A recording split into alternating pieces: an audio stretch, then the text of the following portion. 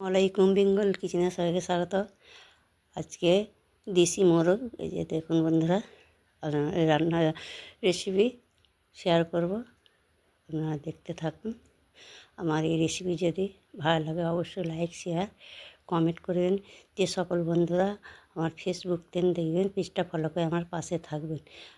আর যে সকল বন্ধুরা ইউটিউব থেকে দেখছেন, যারা নতুন তারা সাবস্ক্রাইব অবশ্যই করবেন।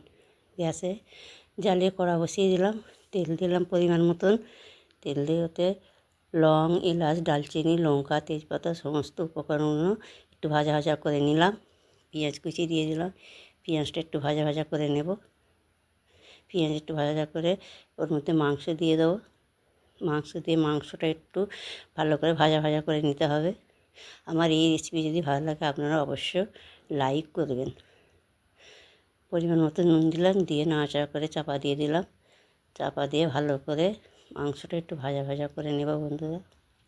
দেখুন ভালো করে নাড়াচাড়া করে ভাজা ভাজা করে নিলাম। এবার ওর মধ্যে আদা রসুনের পেস্ট দেব। আদা রসুনের পেস্ট দিয়ে আবার ভালো করে গন্ধ যাওয়া পর্যন্ত কষে নিতে হবে। কষে না টমেটো কুচি দিলাম, টমেটো ওর মধ্যে আবার একটু নাড়াচাড়া করে নিলাম। নিয়ে এবার হলুদ গুঁড়ো, লঙ্কার গুঁড়ো, জিরে ধনের গুঁড়ো, কাঁচা লঙ্কা, সমস্ত মশলাগুলো ভালো করে কষে নিতে হবে। আবার চাপা দিয়ে দিলাম, চাপাতে ভালো করে কষে নেব। দেখুন বন্ধুরা, এই যে ভালো করে কষে নিতে হবে। আবার চাপা খুলে আবার কষে নেব। এইভাবে ভালো করে কষে নিতে হবে। দেখুন বন্ধুরা, তেল ছেড়ে গিয়েছে, কষা হয়ে গেছে। পরিমাণ মতন পানি দিয়ে দিলাম।